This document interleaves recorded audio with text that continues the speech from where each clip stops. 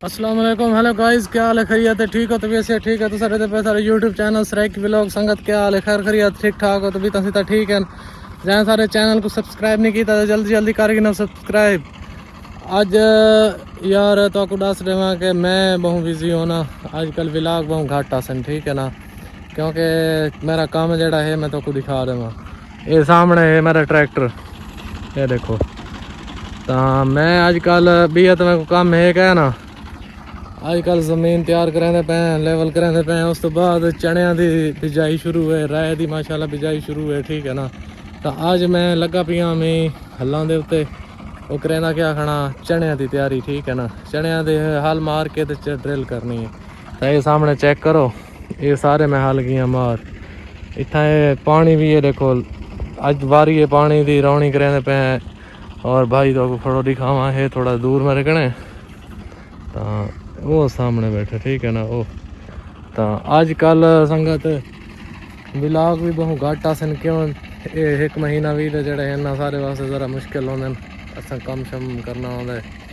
बाकी तो अल्लाह खैर करे, जिस टाइम वक्त मिलता रहा अस व्लॉग बना के अपलोड करेंदे रहा।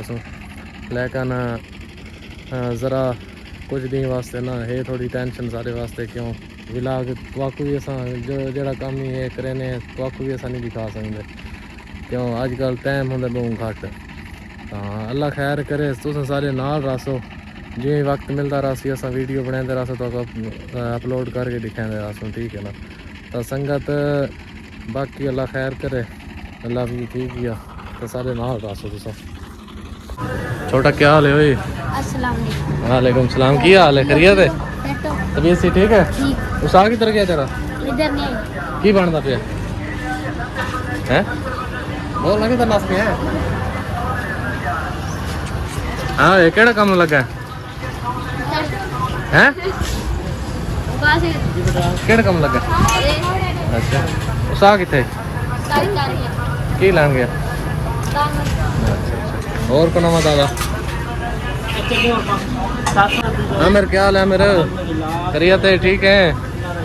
तबीयत सीता ठीक ने? चलो शुक्र है। और को नवा दादा सानू केड़ी चीज़ खवांदे पे आज? पीस माशाल्लाह, ओए होए होए। हेलो गाइस, चेक करो पीस सदके हैं, मैं आता कि चस से आते हैं माशाल्लाह। ते हाल दे मच्छी दा, मच्छी किस टाइम सी? अच्छा और इस टाइम हाजिर मौजूद है कौन?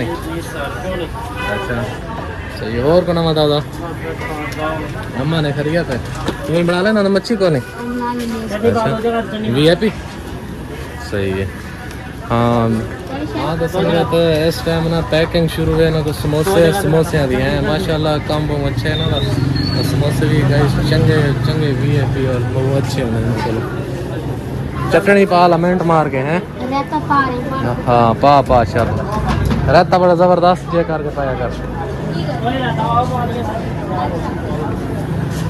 हाँ तो गाइस चेक करो समोसे, ये सामने समोसे न, ये पकौड़े हैं।